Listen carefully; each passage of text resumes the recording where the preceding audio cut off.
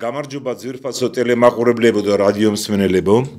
პირდაპირ ეთერში არის კომენტატორ რეკორდსმენის, საქართველოს დამსახურებული მწვრთნელის, თბილისის საპატიო მოქალაქის ბატონ ჯამლეთ ხუხაშვილის სახელობის საავტორო სპორტული ტელეგადაცემა, რომლის წამყვანი ვარ მე, ჟურნალისტი თენგიზ ბაჭკორია. დღეს 2025 წლის 1 ივლისია. მინდა წარმატგინოთ დღევანდელი გადაცემის სტუმრები. ბატონი მერაბ ბაზაძე, საქართველოს ფარეკაობის ფედერაციის პრეზიდენტი, დიდი მადლობა ბატონ მერაბ რომ მობრძანდით, ალბათ ყველა ხდება რატომ მოვიწვიეთ ბატონ მერაბი, ივლისის ბოლოს 22 ივლისიდან, ხო, როგორ არის? 20 ივლისიდან თბილისში დაიწყება მსოფლიოს ჩემპიონატი ფარეკაობაში და ეს არის ბატონ მერაბის მოწვევის მთავარი მიზეზი. დიდი მადლობა ბატონ მერაბ და ჩვენი გადაცემის მეორე სტუმარი, ხშირი სტუმარი შეიძლება იყოს, ასე შეიძლება ითქვას, ბოლო 2 წლის განმავლობაში ბატონი ბოდიში. ბატონი ვახტანგ მეიფარიანი, საქართველოს ხელბურთის ფედერაციის პრეზიდენტი. დიდი მადლობა ბატონო ვახტანგ და მიზეზიც ცნობილია რომ 12 ივლისს 10 დღეში ქალაქ თელავში დაიწყება ევროპის ჩემპიონატი ხელბურთში 19 წლამდელ გოგონათა ნაკრებებს შორის. ამიტომ მოვიწვიეთ ბატონი ვახტანგი იმისათვის რომ დეტალურად განვიხილოთ მომავალი ჩემპიონატი და ვისაუბროთ იმ გეგმაზე რომელიც ეროვნულ ნაკრებსაც აქვს. დიდი მადლობა. დავიწყებთ რასაკვირველია ბატონ მერაბით, ასე შევთანხმდით ჩვენ გადაცემის წინ და ბატონ ვახტანგის უარი არ უთქვამს. ბატონ მერაბ, ესე იგი 20 დღეში თბილისში დაიწყება მსოფლიოს ჩემპიონატი ფარეკაობაში. როგორც მე გავიგე, თქვენ მითხარით 158 ქვეყნის დელეგაციები ჩამოვლენ თბილისში. 158 ქვეყნის. დიახ. ყველა კონტინენტიდან. ეს ძალიან დიდი საერთაშორისო ფორუმია და ჯერ დავიწყოთ იმით, როდის მოხდა თბილისისთვის ამ საქართველოს ამ უფლების მინიჭება, როგორ მოხდა ეს, ალბათ კულისებშიც ბევრი სამუშაო იყო, რაღაცა შესავალი იყო, ჩვენი ქვეყნის წარმატებებიც იყო გათვალისწინებული, ალბათ ჩვენი სპორტსმენების, ნელების და საერთოდ ბევრი სხვა ფაქტორი. ამით დავიწყოთ და მე უკვე გადავიდეთ მსოფლიო ჩემპიონატზე. მოგესალმებით, მივესალმებით მაყურებელს, მსმენელს. რა თქმა უნდა, ეს საფუძველი ჩაეყარა მსოფლიო ჩემპიონატის მოპოვებას იდეას საქართველოში წლების წინ.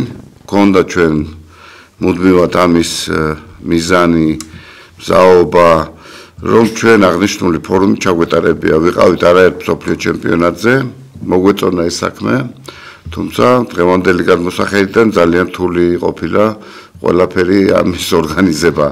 23 წელში მსოფლიო ფარეკაობის ფედერაციის კონგრესზე დავაყენე კანდიდატურა საქართველოსი.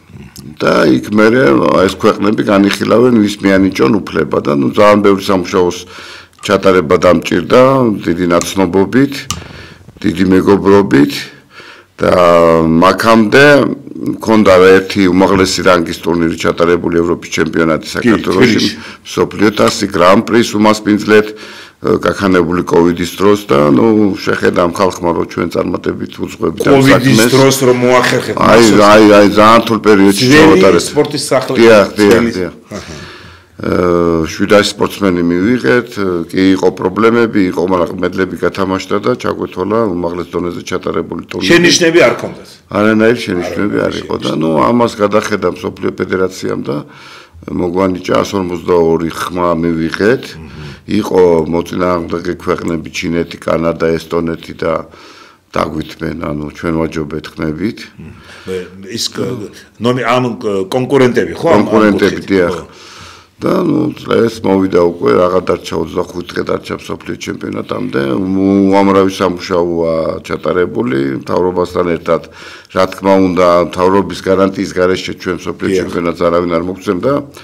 უდიდესი სამუშაოა ჩატარებული, ფარეკაობაში შეძენილი აქვს 2,5 მილიონზე ლარზე მეტი ფარეკაობის ინვენტარი, რომელიც დარჩება ქვეყანას და ეს საქართველოში რა თქმა უნდა და ეს წინ გადადგმული ნაბიჯია ფარეკაობის განვითარებისთვის და ნებისმიერ რანგის ტურნირს შეგვიძლიათ უკვე უმასპინძლოთ და ჩავატაროთ.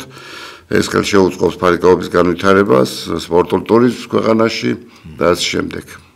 ერთი კითხვა მას 158 ქვეყნის დელეგაციები ჩამოვლენ თბილისში 1300 სპორტსმენი იქნება სტატისტიკის მიხედვით 1300 სპორტსმენი პლუს მწვრთნელთა შტაბი ექიმები რა თქმა უნდა ექიმები ფედერაციის ხელმძღვანელები მოადგილეები და ასე შემდეგ და ჯამურად დაახლოებით ჩვენი ინფორმაციით 5000 კაცამდე 5000 კაცამდე ჩამოვა თბილისში სოფლიო ჩემპიონატისთვის ალბათ სხვადასხვა სასტუმროებში იქნებიან ჩვენ არა გვაქვს ისე სასტუმრო რომ ერთ სასტუმროში 2-3000 კაცი იყო 19 სასტუმრო გვაქვს ოკუპირებული დიახ 19 სასტუმრო სადაც ეს ხალხი გადანაწილდება იმ ერთ სასტუმროში 300 კაცზე მეც ვერ იტევს თან მაგ პერიოდში რაღაც ღონისძიება კონცერტი უწევს და ყველა ნომერი დაჯავშნული გვაქვს და ნელ-ნელა მიმდინარეობს დედლაინი 8 ივლისს არის უკვე ბოლო ვადა სადაც უკვე დარეგისტრირებული უნდა იყოს 90%-ზე მეტი დელეგაციების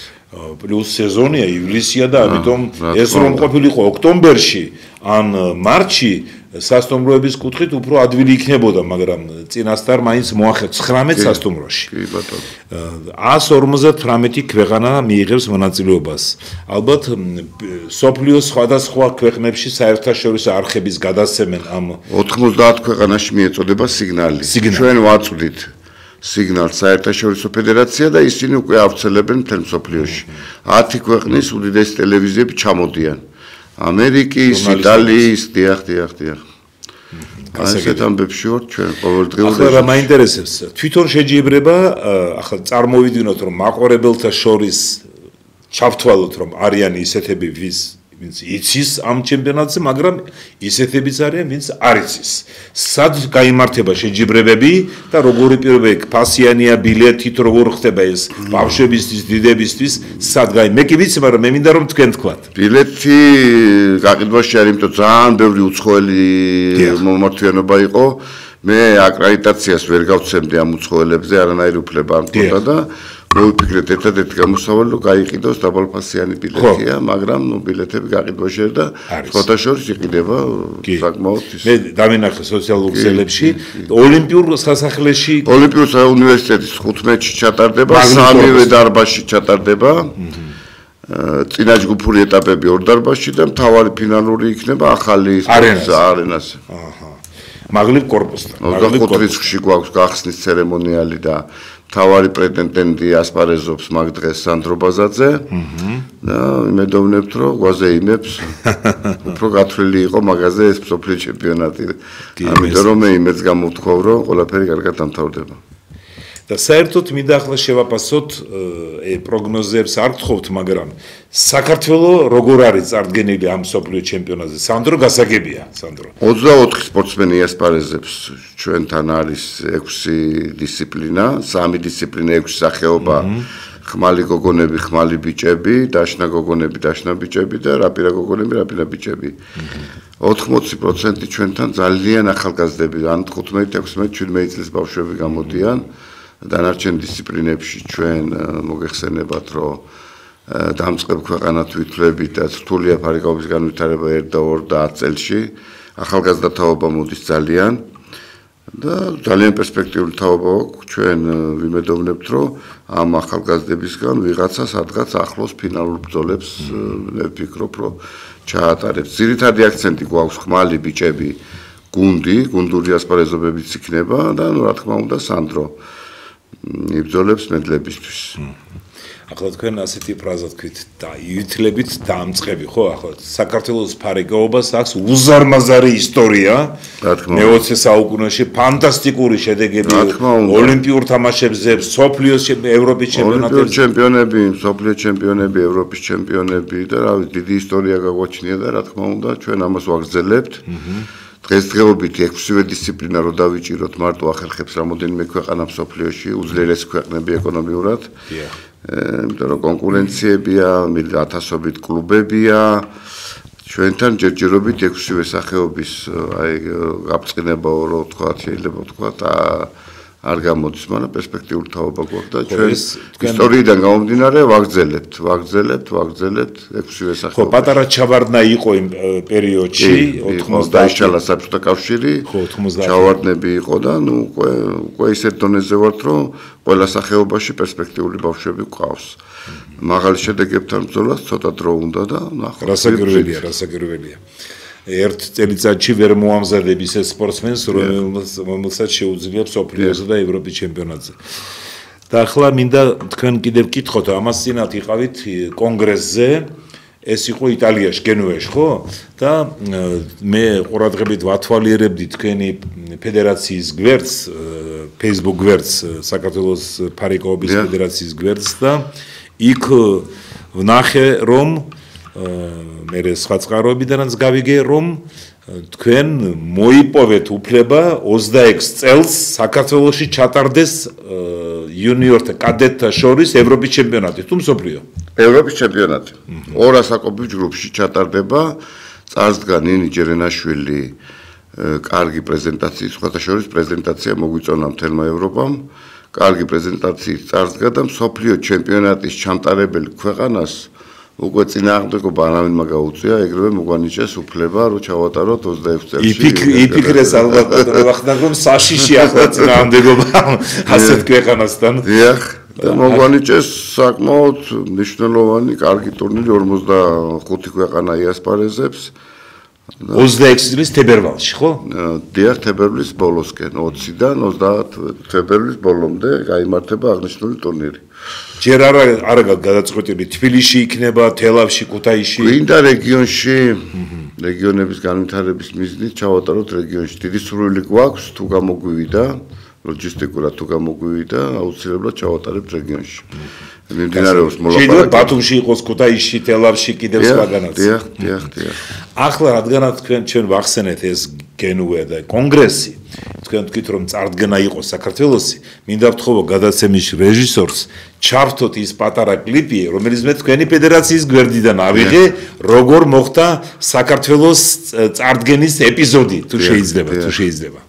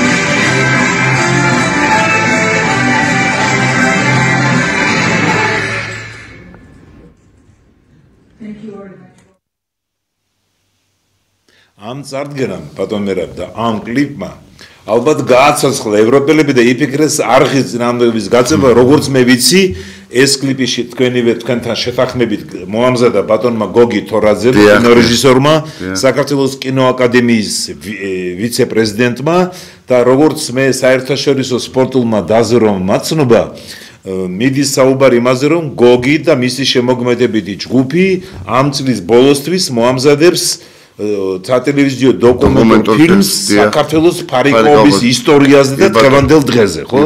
კი ბატონო, დაწყებული გვაქვს.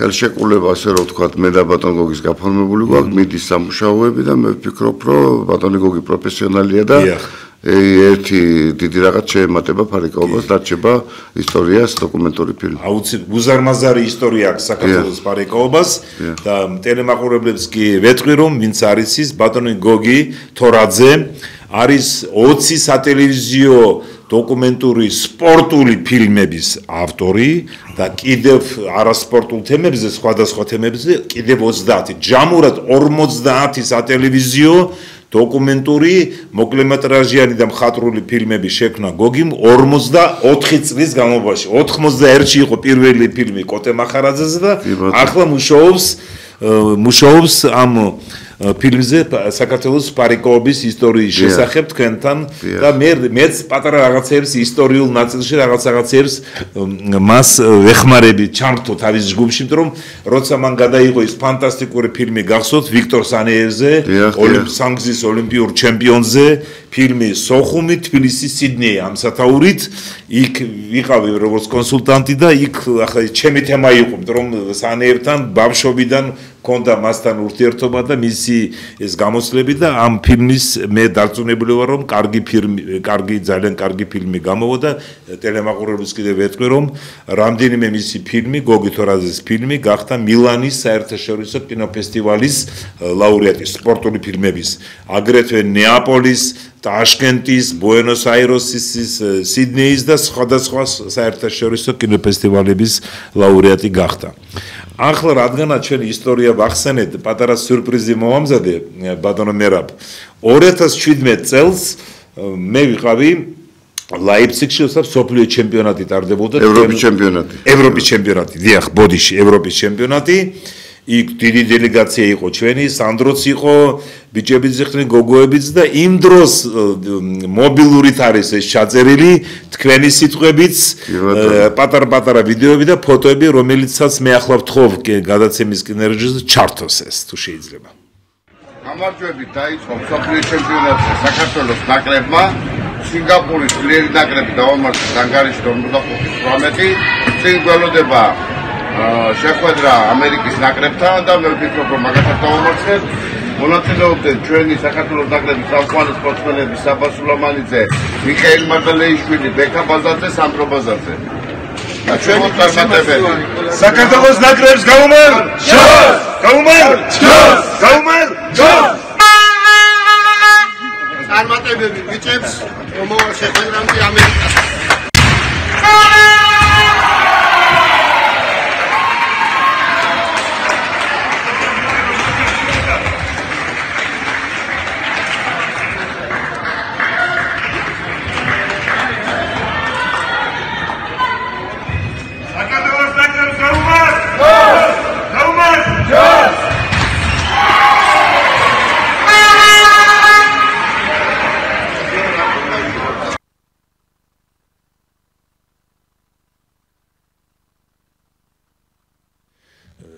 ერთ-ერთი საშიში დროს არის გადაღებული სანდრო არის გონი და კიდევ რამდენიმე ფოტო არის რომელიც 2007 მაინც სოფლიო ჩემპიონატი ბატონო ჩემპიონატი სოფლიო ჩემპიონატი ჩვენ ევროპის ჩემპიონატი და სხვათა შორის მინდა გითხრათ ახლა საინტერესო იყო ის რომ ლაიფციგში იმ დარბაზში სადაც ტარდებოდა ის იყო აუტანელი სიცხე და დირექციის წარმომადგენლებს ბატონო ვახტანგ რომ მე შევეკითხე რატომ არის პატარა კონდიციონერები ხომ ეს არ ყოფნის ამსე დიდ დარბაზს მეთქი და ერთ-ერთი დირექტორის მოადგილე მითხრა რომ დირექციის ხელმძღვანელი დააკავესო გერმანიის პოლიციამ იმიტომ რომ არასწორად იყო ეს გაკეთებული და ასე დიდ დარბაზში სუბუქი პატარა სიმძლავრის კონდიციონერი რომელიც არ შეუძლო ძალიან მაგარი სიცხე იყო ძალიან შეწყვეტილი მოგვიწოდებენ რომ 18 გრადუსზე მეტი არ უნდა იყოს დარბაზი 18 გრადუსზე მეტი სპეციალური რაღაცეებს ხო კი იქ გონი 27 გრადუსი იყო იქ დაიწყო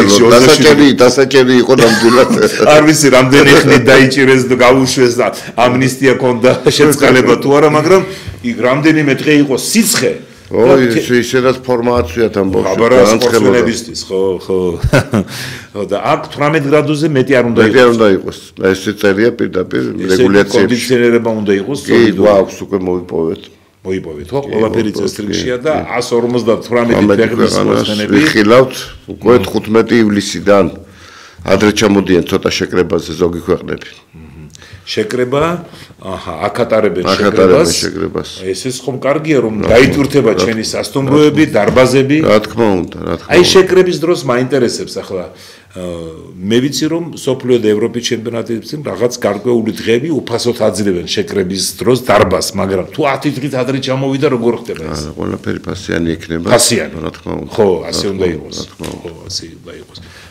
კომერციულად და ეკონომიურად უნდა მიუღეთ. რა თქმა უნდა, დღეს სპორტი კარგია, მაგრამ უნდა იფიქროთ ცოტა შემოსავალზეც მე მგონი. აუცილებლად.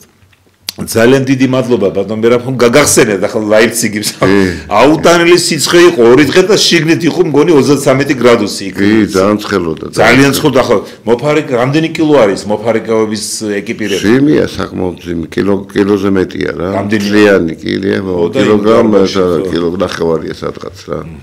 იქ იყო მახსოვს ქალბატონებში კახიანი თეოდორა კი ამერიკაში ცხოვრობს მიატოვა ხო სპორტი მიატოვა უნივერსიტეტი დაამთავრა ევროპის ჩემპიონი გახდა გოგონა და გვასახელა შვილი ყავს კი გვასახელა ისტორიაში შევიდა კი კახიანი თეოდორა ხო ძალიან კარგი იმათანაც ჰქონდა ერთი ფოტო მაგრამ რაც მე აღმოვაჩინეთ შე მარგილში კიდევ მოვძებნით და რაც შეეხება მომავალ სოფლიო ჩემპიონატს მე დარწმუნებული ვარ ძვირფასო მეგობრებო რომ სპორტის მოყვარულებს გულშემატკივრებს სპეციალისტებს ვეტერანებს ახალგაზრდებს ვისაც აინტერესებს ფარიკაობა აუცილებლად მოვლენ ოლიმპიურ სასახლეში და იმ დიდ არენაზე უკვე ფინალურ ეტაპი თბილისის არენაზე მაღლივ კორპუსთან და პატივსცემთ უცხოელებს და უგულშემატკივრებთ საქართველოს ნაკრებს. ესე იგი 22-ში იწყება თუ 20-ში. ჯგუფური ეტაპი იწყება 20-ში და მთავრდება 29-ში, ხო? 30-ში ბოლოს. 30-ში არის უკვე ცერემონია დახურვის ცერემონია. გასაგებია. დიდი მადლობა ბატონ მერაბ. ჩვენი გადაცემის მეორე სტუმარი არის ბატონი ვახტანგ მეიფარიანი, საქართველოს ხელბურთის ფედერაციის პრეზიდენტი. ბატონო ვახტანგ, თქვენ ამ წელიწადში რამდენიმეჯერ იყავით გადაცემაში და მინდა ერთ პატარა საიდუმლო გითხრათ ბატონ მერაბ. არავითარ შემთხვევაში არ მოდიოდა გადაცემებში თუ საქართველოს ნაკრები რომელიმე სერიოზულ მატჩს მოიგებსო, მოვალო 23 წლის აპრილში ჩვენ მოვიპოვეთ უფლება პირველად გვეთამაშა ევროპის ჩემპიონატზე 24 წლის იანვარში გერმანიაში საქართველოს ხელბურთელთა ეროვნულ ნაკრებმა ითამაშა იასპარეზა ეს იყო უდიდესი წარმატება იმიტომ რომ მანამდე იქ სენსაციური დამარცხება უნგრეთი დავამარცხეთ გასლაზე და იმ დამარცხების შემდეგ პირველად გვესტუმრა ბატონი ვახტანგი ევროპის ჩემპიონატზე ერთი მატჩი მოვიგეთ ჯგუფურ ეტაპზე, სხვა დებიუტანტებს არც ერთს არ მოუგია, ჩვენ დავამარცხეთ ბოსნია, ისე სხვათა შორის მინდა გითხრათ, სადაც დავიჭირეთ ბოსნია, ყველგან მოუგეთ. ხო, კაი გუნდი ყავთ, მაგრამ მოუგეთ. და ისეთი დიდი ეფექტი ჰქონდა ამას ევროპაში ახლა ჯგუფურ ეტაპზე ერთი მატჩის მოგება არც ერთ დებიუტანტს სხვას არ მოუგია და საქართველოსთან ულოცავდნენ და ზოგ შეჯიბრებაში გუნდურ სახეობებში მესამე ადგილით გადიხარ ჯგუფიდან და აქ არ იყო ასე, მაგრამ ხალხმა იფიქრა რომ ჩვენც გავდივარ ჯგუფიდან. შარშან, როცა ჩვენ და წელს, როცა უკვე რამდენიმეჯერ დიდი გამარჯვება მოიპოვა ეროვნულ ნაკრებმა მარტში ორჯერ დავამარცხეთ ბოსნია და 8 მაისს იყო საბერძნეთი კლავ მეორეჯერ საქართველოს ეროვნულ ნაკრებმა მოიპოვა უფლება იასპარეზოს ევროპის ჩემპიონატზე 26 წლის იანვრის ბოლოს თებერვლის დასაწყისში გაიმართება სამ ქვეყანაშია ხო სამ ქვეყანაში და იმ დროსაც ორჯერ მოვიყვანე თხოვე და მოვიდა ბატონი ვახტანგი ახლა გვესტუმრა იმისათვის რომ დეტალურად გვაცნობოს იმ სერიოზულ ტურნირზე რომელიც ჩატარდება 12-19 ივლისს თელავში 12-20 ევროპის ჩემპიონატი 19 წლამდელთა გოგონათა ნაკრებებს შორის ბატონ ვახტანგ აი ეს პატარა ისტორია მოგვიყევით როდის მიიღეთ როგორ მოახერხეთ ეს და რამდენი გუნდია რომელი ქვეყნების ვისთან თამაშობთ ჩვენ და თუ შეიძლება კი ბატონო მოგესალმებით პირველ რიგში მინდა ბატონ მერაბს წარმატებები უსურვო ვიცი მე ხარ ამხელა ტურნირი შეეჭიდა და მე ვიცი რომ თავს გაართმევ და ყველაფერი იდეალურად ჩატარდება ჩვენ მოფარიკავებსაც მინდა წარმატებები უსურვო რა თქმა უნდა და ჩვენ გულშემატკივრობთ თეთრი ხელბურთო სამყარო გულშემატკივრობთ რა თქმა უნდა მოფარიკავებს რაც შეეხება გოგონათა ნაკრებს იცით თქვენ ბატონო თენგიზ რომ ეროვნული ნაკრების ვაშტა ეროვნული ნაკრების წარმატებასთან ერთად ჩვენ გამოვაცხადეთ რომ ვიწყებთ ქალთა ხელბურთის განვითარებას და სწორედ ეს არის ერთ-ერთი პრიორიტეტული მიმართულება ახლა და შესაბამისად ევროპის ხელბურთის ფედერაციაში შევიტანეთ განაცხადი და შარშან მოვიპოვეთ ეს უფლება რა თქმა უნდა სპორტის სამინისტროს მხარდაჭერით და გადაწყდა რომ ჩაგვეტარებინა თელავში გუნდები უკვე ჩვენი გუნდი უკვე ადგილზე იმყოფება გადის საფრთხის შეკრებას ასე ვთქვათ მანამდე იყვნენ ბაქოში ზუსტად ბოდიში თქვენთან ახლა არის ფოტო მასალა რომელიც მე მომაწოდა ლანა მარგიანმა და თქვენი ფედერაციიდან არის აღებული ბაქოში იყავით კი ბატონო ბაქოში იყვნენ ახალგაზრდები ჩვენი გოგონები იყვნენ ბაქოში ჩაატარეს 3 მატჩი ორში გაიმარჯვეს ერთში დასტანანი მაგრამ საბრძოლოდ კარგი ბრძოლა იყო თანაბრძოლაში ერთი ბურთით დამარცხეს ბოლო წამზე მაგრამ საერთოდ დადებითად ვაფასებ ამ ტურნირს ძალიან იმედიანად ვარ ეხლა რომ 12-ში არის ტურნირის გახსნა 12-ში ვეთამაშებით იტალია ყავს ჯგუფში შემდეგ ვეთამაშებით ბელგიას შემდეგ ბრიტანეთს და ბოლოს კოსოვოს მე ვიდი მაქვს რომ ჩვენი გოგონები წარმატებით იასპარეზებენ იმიტომ რომ ჩვენი გოგონებისთვისაც ახალია მაგრამ ვერ დაუკარგავ იმ მონდომებას იმ ნიჩს იმ ტალანტს რაც ჩვენ გოგოებს აქვთ თუნდაც ძალიან კარგად იმუშავეს აქედან გამომდინარე ძალიან დარწმუნებული ვარ რომ გაგვახარებენ ჩვენი გოგონები კარგი თამაში და შედეგები მე ვნახოთ როგორ იქნება რა გამოვა ესე იგი 12 ივლისს რომელ საათზე იწყება ეს 4 საათზე არის გახსნა ტურნირის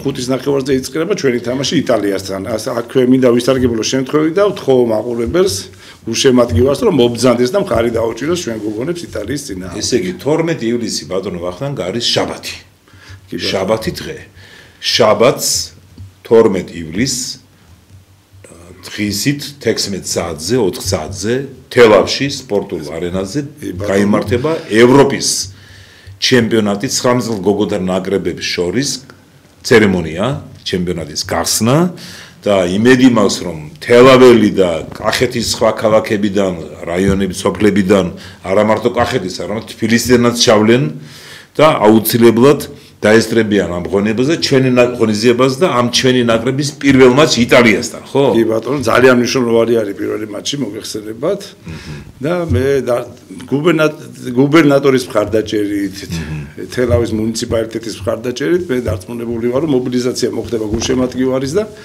რაღაც გოგოებს, ჩვენ გოგოებს ხარს დაუჭერენ ისე როგორც საჭირო არის. 12-ში გვაქვს თამაში, 13-ში ყოველ დღე ფაქტურად. არა, 3 დასვენების დღე არის. ხო. 14-ში არის დასვენება, შემდეგ 17-ში და 19-ში. ყველა ადგილი თამაშდება, შესაბამისად 20-ში არის ფინალური თამაშები და შემდეგ დახურვა. მე მინდა უთხრა ტელემაყურებელზე რადიოსმენელებს, რომ ჩვენი ნაკრების განრიგი და საერთოდ ევროპის ჩემპიონატის მატჩების განრიგი არის გამოქვეყნებული საქართველოს ხელბურთის ფედერაციის საიტზეც და Facebook გვერდზეც და იქ შეგიძლიათ ნახოთ დეტალები. თავარია რომ გახსნა იქნება 12 ივლისს 4 საათზე 5:30-ზე ჩვენი ნაკრები შეხვდება იტალიაში. და ტრანსლაცია იქნება ჩვენს ონლაინ ტრანსლაცია იქნება, ლაივ სტრიმი იქნება და ჩვენ გავაო YouTube-ზე და ჩვენ გვერდზე. ახლა მინდა გკითხოთ, ბატონ ვახტანგ. მე მახსოვს სანამ პანდემია დაიწყებოდა ძალიან კარგი გუნდი ყავდა ჩვენ გოგონებშიც. ის ვარსკვლავი თამარ ჩოგოვაძე, კიდევ და ყველაზე გამოკვეთილი იყო თამარ ჩოგოვაძე. მე მიიღო ტრავმა 18 წლის იყო მგონი. თამარ ჩოგოვაძე, ქეთა ვენეცკი ახლაც თამაშობს, მედია ჩოხელი. ისინი ევროპაში თამაშობდნენ. დიახ, ისინი ევროპაში და მაგრამ ეს უკვე დიდი ნაკრები. სამწუხაროდ აი ამ კოვიდიდან გამომდინარე და სხვადასხვა ხელშემშლელი ფაქტორებიდან აი ვეღარ გაგრძელდა ეს მიმართულება და ჩავარდნა მოგვივიდა. და ეხლა უკვე ვიწყებთ და სამინისტროს მხარდაჭერით, სპორტის სამინისტროს მხარდაჭერით უკვე გვაქვს დასახული პროგრამა და როგორც ბიჭებმა გააკეთეს და ევროპის ჩემპიონატის ფინალურ ეტაპზე ითამაშეს 4 წელი დაგჭირდა მაგისთვის, ხო და იგივე გოგონებთვის გვაქვს გაკეთებული ეს პროგრამა და ყველაფერი არის იმისთვის გაკეთდება, რომ გოგოების ხელბურთით, ქალთა ხელბურთით იყოს წარმატებული საქართველოში. აი ჩვენ 19 წელს გოგონთა ნაკრების მთავარი წვლილი არის გიორგი გვაზავა, კი ბატონო. ეხმარებიან ინა ჭკუასელი და მარი ჩავჩიძე. ინა ჭკუასელი, ხო? ვერ მოახერხე მოყვანა, არ მეხერხება, არ მიყვარსო გამოეზო. არც არია ბატონო თენგის მუდმივად ვარჯიშზე არის და მაგაზე. მარი იყო გადაცემაში რამდენიმე თვის წინ გიორგი გვაზავა რამდენიმეჯერ შარშან, მაგრამ ალბათ თუ ერთი მატჩი მოვიგეთ ჯგუფურ ეტაპზე, ეს ხომ წარმატებად ჩაითვლება, იმიტომ რომ ჩვენ აღორძინება ხდება ქალთა ხელბურთის, ხო? კი, აქამდე ესე ვფიქრობდით, მაგრამ აი ბაქოს ტურნირის შემდეგ უკვე გაგვეზარდა ასე ვთქვათ, მოთხოვნები, იქიდან გამომდინარე, რომ გოგოებმა გვაჩვენეს, რომ პოტენციალი აქვთ. და მე დარწმუნებული ვარ, რომ ყველა გუნდს შეერკინებიან და ეხლა ტურნირზე ვიძახი ბაქოში რომ ითამაშეს და ორი მატჩი მოიგეს და ერთი ბოლო წამს დიახ. საკმაოდ ძლიერ კლუბებს ეთამაშნენ, იქ დიდ კლუბებს ეთამაშნენ. ძალიან მაგარი თამაში მოიგენ საბერძნეთთან. კი, უყურებდით ხო, რომაის ფანტასტიკური მატჩი იყო. ნუ ეროვნული ნაკრების წარმატება ცალკე გამოსაყოფია გამომდინარე იქიდან რომ მართლაც გაიზარდა ჩვენი გუნდი. მადლობა თქვენ რომ ამდენი რაღაც გააკეთეთ. ბოსნიას კი მოუგეთ, მაგრამ არ არის სუსტი გუნდი, ძლიერი გუნდია, ფსიქოლოგიური უპირატესობა გვაქვს უკვე ბოსნიასთან და საბერძნეთთანაც. ასე, ბოსნია არის სტაბილური გუნდი. დაახლოებით შეიძლება ერდა იგივე სკანი უფრო დიდია, გყავთ სკანი და მაგრამ ჩვენებმა ტექნიკით და ძალიან დიდი მონდომებით, ძალიან დიდი ნებისყოფა გამოიჩინეს გერმანიაში რომ მოუგეთ ბოსნიას და აქ თბილისში მოუგეთ და გასვლით მატჩიც მოუგეთ ბოსნიას იქ. სადღაც ისეთ ადგილას ჩაატარეს ძალიან შორს აი და მინდა გითხრათ რომ მადლობა უთხრა კიდევ ერთხელ საქართველოს ელჩს ხორვატიაში ზაგრებში ბატონ ზაზა გოგსაძეს რომელიც სპეციალურად ჩავიდა იქ 120 კილომეტრი იყო მაგრამ სპეციალურად ჩავიდა თანამშრომელთან ერთად ბოსნიის იმ ქალაქში რომ ხარი დაეჭირა ბიჭებისთვის ხარდაჭერა მაინც მორალური ფსიქოლოგიური ხო თორემ იმ რეგიონში ქართველები არ ცხოვრობდნენ ახლა იქ სპეციალურად ძალიან იშვიათად მილიმეტრით ჩავიდა და თქვენ უყურებთ ხო ახლა როგორც მოფარიკავეს ახლა შეიძლება ბატონ როგორ პირიქით საინტერესოა აი თქვენ როგორ ითვირთებით აი როცა ხელბურთს უყურებთ აი უყურებთ საბერძნეთთან რაღაცა საინტერესო სპორტია და კულტურის სახეობაა და ნუ მე ამაყი ვიყავ რთული შეხვედრა მოუწია ძალიან რთული და შემოვაბრუნეთ ვაგებდით ჩემ თელი ოჯახიანად იქ ვიყავ შვილიშვილიც იქ ვიყავ მგონი მოეწონა ხელბურთს ჩვენ მზად ვართ გადანოვერა ხო შემოვაბრუნეთ იმიტომ რომ ვაგებდით და მეკარემაც მაგარი როლი ითამაშა ნიკაბაძე მე ირაკლი დილაშვილი რამდენიმე მეკარე ჩათვალეთ ნახევარგუნდზე მეტია და მეკარემ რო აიღო ის უმნიშვნელოვანესი ბურთები ბიჭებმაც და დავით ნიკაბაძემ ბიჭებმაც უცბად იწმუნეს ეს თავის ძალებში და ხარულა რო ახალი არ არის ხელბურთი ჩვენ დიდი ისტორია ძალიან დიდი ისტორია მაგრამ ნუ იყო რაღაც პერიოდები ხო რაღაც რო ხელბურთის ძალიან პროგრესი დაეწყო ისეთი ისტორია აქვს საქართველოში ხო ბევრჯერ გვისაუბრია მომავალ წელს აღნიშნება 70 წლის თავი არის ფედერაციის დაარსების განსაკუთრებული საიუბილეო წელი გვექნება თან ევროპის ჩემპიონატით ვიწყებთ შესაბამისად სხვადასხვა ღონისძიებები გვაქვს ეროვნულმა ბანკმა მონეტა უნდა გამოსცეს 70 წელთან დაკავშირებით და ევროპაზე გასვლასთან დაკავშირებით ბატონ თენგიზ და ბატონ გოგისთან ფილმთან დაკავშირებით დოკუმენტური გეგმაში არის დავიწყეთ მუშაობა და სხვადასხვა საიუბილეო ღონისძიებები იქნება და შემაჯამებელი იქნება ჩვენი გეგმით ნოემბრის თვეში 2026 წლის ნოემბრის თვეში ვენაში ევროპის ხელბურთის ფედერაციის შტაბ-ბინაში გავაკეთოთ ქართული ხელბურთის დღეები სადაც ფილმსაც წარმოადგენს სხვადასხვა ამ მონეტებს და აქსესუარებს და მინდა დავპატიჟოთ და იქ ერთად დავუნიშნოთ რა თქმა უნდა საერთოს და მთავრობის და სამინისტროს ჩართულობით რა და ხელბურთს და მინდა აღნიშნო მანამდე ხომ ეს თქვენ საუბრობთ ხელბურთი როცა კლასიკური და იყო მანამდე 11-ზე და არსებობს ეს უფრო ადრე იყო 20-იან წლებში იყო 1920-იან წლებში მაგრამ ოფიციალურად იძლევა ფედერაციის დაარსება 56-დია 56 წელში იყო ნოემბრის თვეში და თორემ 20-იანი წლების ბოლოსაც ყოფილა სამწუხაროდ ის ოქროს გუნდიდან ვერავინ ვერ მოესწრო ამ კაცარმატებას ფარჩო ჯემალ ცერცვაძე, ჯემალ აბაიშვილი, ჯანო ბაგრატიონი ვინც იყო უდიდესი ხალხი. ჩვენ არქივში მოვიპოვეთ 1971-ში რომ ეს რა ქვია, გაიხს 61-62-ში რომ იყო ის სპორტის სახლის გახსნა, პირველი ოფიციალური მატჩი საქართველოს ხელბურთელთა ეროვნულ ნაკრებმა ვინ დაამარცხა? უნგრეთი. უძლიერესი გუნდი, იგივე ბურევესნიკი იყო ჩვენი ქარიშხალა, მაგრამ ისტორია გამეორდა ფაქტიურად. ზედიზედ 2 დღის განმავლობაში დავამარცხეთ უნგრეთის უძლიერესი გუნდი, რომელიც იმ დროს ძალიან დიდ პოზიციებზე იყო მსოფლიო და ევროპის მასშტაბით. ეს ძალიან კარგია ბატონო ვახტანგ, ეს ამას აღნიშნოთ და აუცილებლად ახლა მინდა კიდევ ვკითხოთ, რადგანაც გადაცემაში ხართ, მე სხვადასხვა გადაცემაში ვყავდა ჩვენი გოგონათა ნაკრების მეკარე ანანო გაწერებია.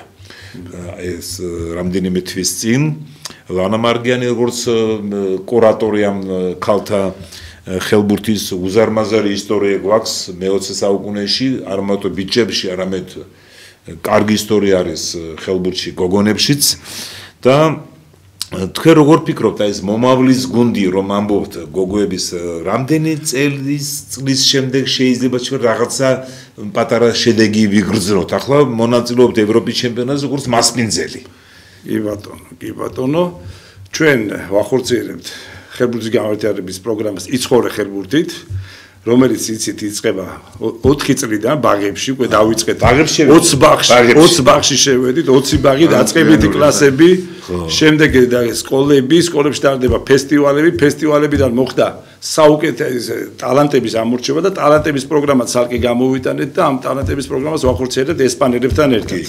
როგორც გოგონები, ისე ბიჭები, 12 წლის გოგონები, 14 წლის გოგონები და 12 და 14 ბიჭები, ეხლა აგვისტოს თვეში 20-ში ჩამოვლენ ესპანელები და იქნება ორკვირიანი კემპი ბიჭებთანაც და გოგონებთან. თბილისში. დიახ, თბილისში მანამდე იყვნენ გოგონებიც იყვნენ და ბიჭებიც ესპანეთში იყვნენ შეკრებაზე, სადაც ტურნირზე ითამაშეს. ლორე დე მარის ტურნირი ვითამაშეთ კატალონიაში.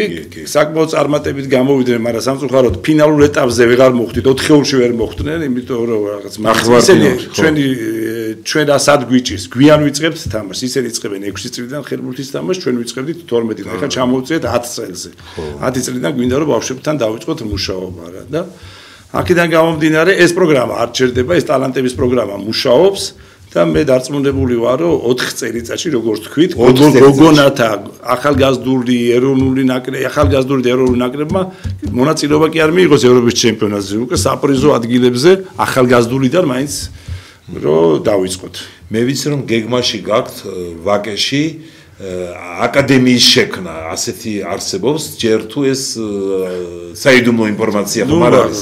აკადემიების შექმნა გვინდა, სხვადასხვა მიმართულებით მუშაობთ როგორც განათლების სამინისტროსთან, სპორტის სამინისტრო, რა თქმა უნდა, წამყვანია და ყველაფერში გვერდში გვიდგას და მაგრამ თანამშრომლობთ განათლების სამინისტროსთან ძალიან კარგად.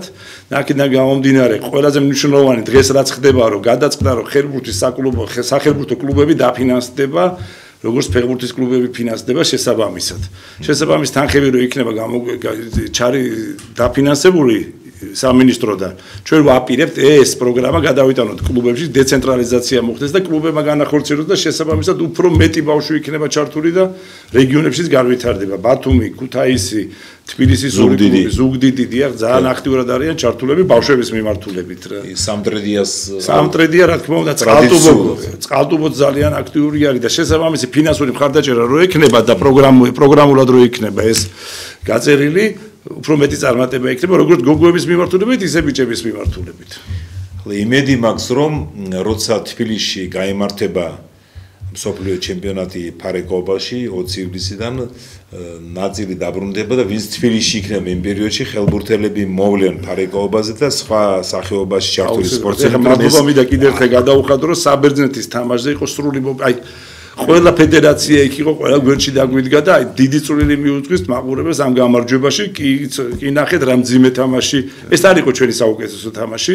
მაგრამ ბევრად მეტი შეგვიძლია, მაგრამ სპორტში ხდება ესე, რომ არაფერი არ გამოგდის იმ დღეს რა და გულშემატკივრის შესახით მხარდაჭერით 60-იანი წინა საუკუნის 60 წლების შემდეგ ამდენი მაყურებელი ხელბურთზე არ ყოფილა. 9500 დაფიქსირდა, 9500 და მაშინ იყო ხოლმე ეს დიდი ოქროს გუნდი რო იყო და ეხლა იყო მხარდაჭერა. აქ წაგება არ შეიძლებოდა ხა დამეთანხმებით და შესაბამისად თქვენი მხარდაჭერით ბიჭებმა შეძლეს რომ ეს შეასრულეს. ევროპაშიც არის ძალიან დიდი ყურადღება ჩვენი ნაკრების მიმართ, ბიჭების მიმართ ჯერ და გოგოების იქნება ბატონო თენგიზ. არ გავაკვირა რომ არ იყოს ჰაილაითებში ცხოვრებაზე, ცინცაძე, კვილაშვილი, დიხამინჯია სულ ეს ტრიალებს მათი საუცხოო გოლები და სულ მუდმივად ქართული ხელბურთი ამოწეულია და კიდე ერთხელ ეხლა იყო უნგრეთში იყო ქალთა ჩემპიონთა ლიგის ფინალი დაგპატიჟეს კი ბატონო ევროპის ფედერაციამ დაგპატიჟა ლევან სალუქვაძე იყო დელეგაციის ხელმძღვანელი და ჩვენი ოფისის გოგოებთან ერთად ჩაბრძანდნენ და მათი ხარჯით ევროპის ფედერაციის ხარჯით თან თამაშებს დაეწნენ და კონფერენციაზე გამოვიდნენ და ქართული ხელბურთის წარმატების ისტორია გააცნეს და აი განვითარებად ქვეყნებს რომ როგორ მოხდა საქართველოში ხელბურთის განვითარება რაიმე საიდუმლო ინფორმაცია ხომ არ გასცეს საიდუმლოა დიდი მადლობა ბატონ ვახტანგ. სწორი ხალხის შერჩევა და სწორი მენეჯმენტი. ბატონ მერაბმა კი იცის რაც ჭირდება წარმატებას. წარმოიდგინეთ ბატონ მერაბ ბაღებში პატარა ბავშვების სიყვარული. ბაღებს და სკოლებს ჩვენ ვამარაგებთ ინვენტარით ყველაფრით. რა თქმა უნდა სამინისტროს ხარდაჭერით. დიდი მადლობა ბატონ ვახტანგ და ევროპის ჩემპიონატისთვის ჩვენ მემზადებით ეროვნული მამაკაცების ნაკრები იანვარში და მანამდე იქნება რაღაც ამხანაგური მატჩები მანამდე აუცილებლად 3 ტურნირზე ვფიქრობთ ოქტომბერში იქნება დეკემბერში იქნება და უშუალოდ ჩემპიონატის წინ იანვარში ვაპირებთ ჩვენ მოხდით შვედეთის ჯგუფ შვედეთი პირველი თამაში გვაქვს ხორვატიასთან მეორე შვედეთი მესამე ნიდერლანდები ხორვატია იყო შარშან მსოფლიო ჩემპიონატის ფინალისტი ხორვატია შვედეთი იყო წინა ოლიმპიადის ფინალისტი და ნიდერლანდები შეიძლება ნიდერლანდებთან მოგებაც მაგრამ ჩვენ ესეთი გეგმა გვაქვს რომ და როგორ მოუგოთ ხორვატიას პირველი გეგმა ეგ მალმეშია ხო ჩვენი ჯგუფი დიახ მალმეში არის ჩვენი ჯგუფი მინდა ვისარგებლო შემთხვევით და კიდევ ერთხელ უსურვო წარმატებები ჩვენ ხელბურთელთა ეროვნულ ნაკრებს და გოგონათა ხელბურთელთა ნაკრებს, რომელიც თელავში იასპარეზეს ევროპის ჩემპიონატს, 19 წლის ჩემპიონატში. ბატონ ვახტანგ, მინდა გკითხოთ. თქვენი მოგვარე აკაკი მეიფარიანი, მოფარიკავი იყო, რადგან ბატონ მერაბი არის. თქვენ იცნობ, ნუ ახლა ასაკში დიდი სხვაობა იყო და სამწუხაროდ არ ვიცნობდი, მაგრამ ესე გადმოცემით ვიცი, რომ კარგი მოფარიკავი იყო, შემდეგ კაი მწვრთნელი იყო, მე სპორტის უნივერსიტეტში მოღვაწეობდა. დეკანატში იყო თუ არ და დიდი შედეგები ჰქონდა საერთაშორისო ტურნირებზე, ჩემპიონატებზე. სპორტის უნივერსიტეტის ახლა რექტორი და პრორექტორი და ისე სხვა ბატონი ტრისტან გურბიანი, გურამ ზაგანია, ყველა მაგათგან ვიცი, რომ კარგი სპორტსმენი იყო და კარგი იყო და კარგი მოფარიკავი. და მიხარია რომ მეიფარიანებს შეტანილი გვაქვს ძველი და აკაკი ხო. ეხლა თუ დაინტერესდნენ ბაზაძეებიც, პატარა ბაზაძეებიც, მზად ვართ ჩავდოთ ხელმურჩი და ისე ყვიროდა. უხაროდათ ხო აზარტი ხო. გუნდური სახეობა. ახლა მინდა თქვენ შემოგთავაზოთ ძირფასო ტელემაყურებელ რადიოსმენლებო პატარა ვიდეო ბლოკი, რომელიც ჩავიწერეთ უпростоრად ვიდეო ბლოკი, რომელიც ეხება მერაბ დვალიშვილის ჩამოსვლას საქართველოში 11 ივნისს იყო მისი პრესკონფერენცია თბილისში და ნინი გუჯაბიძე მომაწოდა ეს ვიდეო იქ არის ჩემი კითხვა, მისი პასუხი და კიდე დამატებით ერთი-ორ სიტყვას ვიტყვი თუ შეიძლება გადაცემის რეჟისორს მინდა ვთხოვო რომ ის პატარა 1-2 წუთიანი ვაჩენოს. მოგესალმებით ბატონო მერაბ, თენგიზ პაჭკორია. შეკითხვა მაქვს ასეთი, თქვენ ახსენეთ კარიერაზე რომ სანამ შეგეძლებათ იბრძოლებთ და გააგრძელებთ კარიერა. აი კარიერის დასრულების შემდეგ დარჩებით სპორტში, წახვალთ ბიზნესში, პოლიტიკაში, ან კინოში, შემთხვევით არ ვახსენეთ ცნობილმა კინორეჟისორმა გოგი თორაძემ, რომელიც არის 50 დოკუმენტური ფილმის ავტორი, მითხრა გუშინ რომ ფანტასტიკური მსახიობი გამოვაო მერაბისგან. მსახიობი ნამდვილად ვერ გამოვალ, მე უბრალოდ ეხლა ჩემს მოწინააღმდეგეს შონომალის თუ ვაშაკირებ, არ ნიშნავს. ან ჩემ თავს თუ დავცინი და რაღაც ნინასთან ერთად ვიღადაობ რაღაცას, მე და ალჯერო გავაკეთეთ რამოდენიმე წინ რაღაც პატარა საცილო ვიდეო, უნდა დამემთქნარებინა ვიდეოში და 10 ჯერ გავაკეთე, ვერ დავამთქნარე რა. წარმატებები. ხო, რა შეეხება სპორტის შემდეგ ისევ სპორტში ვაპირებ დარჩენას, რაც ვიცი, არც არ არსებობს რომ პოლიტიკას შევეხო, იმიტომ მე ნახდათ არ ვიცი და არ არის ჩემი საქმე. აკეთო პოლიტიკოსება, არც სახიობი გამოვა ჩემგან და არც ბიზნესმენი გამოვა, იმიტომ რომ გავკონტენტები. რაც ამბობ. ეს ვიდეო კადრი, ვიდეო ფრაგმენტი პრესკონფერენციის მერაბ დვალიშვილის და კიდევ მინდა გავამახვილო ყურადღება მის სიტყვებს, რომელიც თითქმის არცად არ მიაქციეს ამას ყურადღება. მე ახლა ვათვალიერებდი სხვადასხვა ტელევიზიებს ამ პრესკონფერენციის სიუჟეტებს. მერაბ დვალიშვილმა თქვა, იქ ძალიან საინტერესო ბატონო ვახტანგ. მე ჩემი სახსრებით, ჩემი თფულით ავაშენებო რამდენიმე დარბაზს საქართველოში, დასავლეთ და აღმოსავლეთ საქართველოში, ჩემი ხარჯებით მომამზადებო მწნელებს ამერიკაში, ქართველებს აქედან წავიყვანე იქ და მომამზადებ დავაბრუნებ საქართველოში, იმისათვის რომ უფრო მეტმა ბავშვმა იაროს ამ სპორტში, ახლა ზოგს შეიძლება კრივი არ უყვარს, მაგრამ აქ სპორტზეა საუბარი და იმ დარბაზებში მარტო ის ხომ არ იქნება მარტო კრივი.